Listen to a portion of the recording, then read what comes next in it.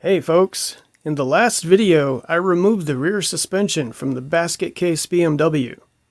In this video we're going to start reinstalling things. But before we do that we need to install these chassis reinforcement plates from Turner Motorsport. So let's get to work.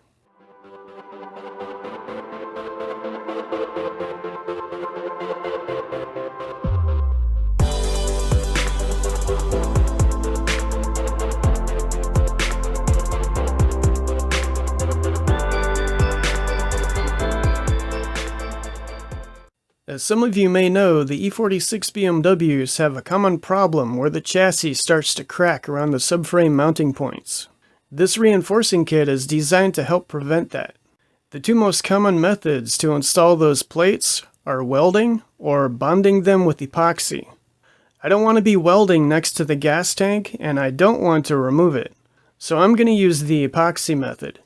In order for the epoxy to get good adhesion, the chassis where the plates attach needs to be stripped down to the bare metal, and the metal needs to be scuffed up. But before I do that, I'm first going to test fit the reinforcing plates and see how they fit. If any adjustments need to be made, I want to do that now instead of waiting until the plates are covered in epoxy. It's a good thing I did that because, as you can see here, there are some noticeable gaps. So I'm going to use a hammer to gently caress the reinforcing plates until they have a nice snug fit.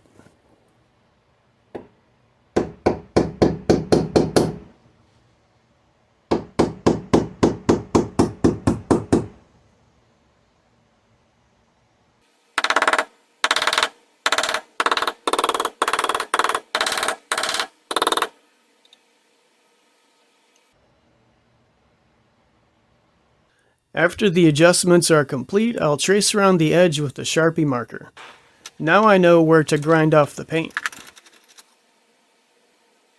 Speaking of which, I'm going to use an abrasive disc to grind off the paint.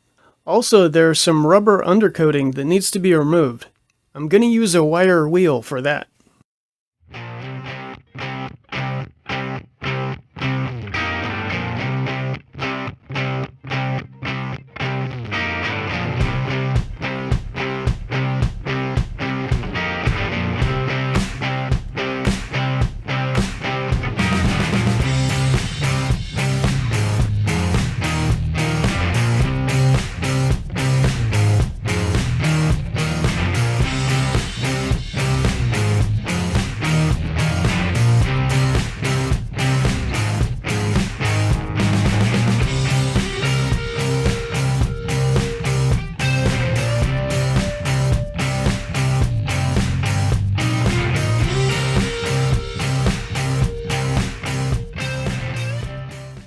By the way, the abrasive disc also did a great job of scuffing up the metal. Prep work is crucial to the performance of an adhesive, so I'm going to use the abrasive disc on the reinforcing plates as well. After I finished with that, I wiped everything down with brake cleaner. Also, I put some grease on the mounting bolts. We're going to use the mounting bolts to hold the reinforcing plates in place while the epoxy cures, and the grease will help keep the epoxy from sticking to the bolts. Okay, now it's time to start mixing up the epoxy. The epoxy I'm using is the JB Weld original formula. I'm sure there will be comments about that. JB Weld has a stigma because of the stupid things people do with it, but the product itself is actually pretty good. If you use it correctly, it can be very effective. And bonding pieces of metal together is one of its intended uses. But if you're still skeptical, Project Farm has a video where he tested several brands of metal bonding epoxies, and the JB Weld original formula performed very well. I'll put a link to that video in the description. Anyway, it's important to make sure the entire mating surface is covered with epoxy, and I'm using the mounting bolts to squeeze out any air bubbles or any excess epoxy. Ideally, you should be seeing epoxy squishing out all around the edge. Okay, the plates are installed. The epoxy is going to take 24 hours to cure. In the meantime, we can work on the subframe. Off camera, I cleaned it up with the power washer. It looks pretty good, but there is a little bit of surface rust here and there. So I'm going to grind that off and repaint it. And of course I'm going to replace all the bushings. Speaking of which, it looks like the differential bushings are meant to be installed a certain way. So I need to remember the correct way to install them. Or actually, I don't have to remember, because I have this video footage. For the subframe bushings, I don't need to remember where they go because it's stamped right on them. That's pretty cool. By the way, these bushings are from Garageistic. They're not a sponsor, but so far I'm pretty impressed with their products. By the way, here's a close-up of the rear bushing for the differential. I think it's safe to say it's past its expiration date. Alright, let's get rid of those old bushings. I started out using the wheel bearing kit because it was kind of awkward trying to fit the subframe in the hydraulic press. But after doing one of those bushings by hand, I said screw it and used the hydraulic press anyway. I'll admit I had to do some janky stuff with the hydraulic press. This video clip you're watching is the least janky thing I did. The rest was done off camera to avoid incriminating myself. Anyway, after some head scratching, some swearing, and copious use of safety squints, I got those things pressed out.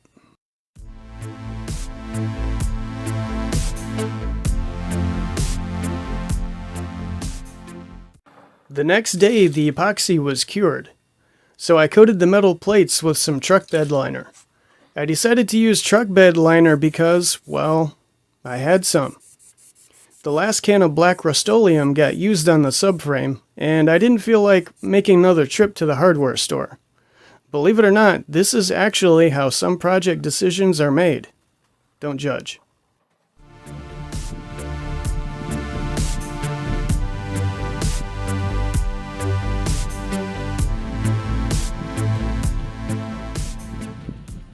The next day after that, the paint was dry. So it's time to install the new bushings. Most of the new bushings are 2-piece units, which makes them easy to install. I used a big bolt and nut with a couple big washers on it to squeeze the two halves of the bushings into the subframe. That actually worked really well.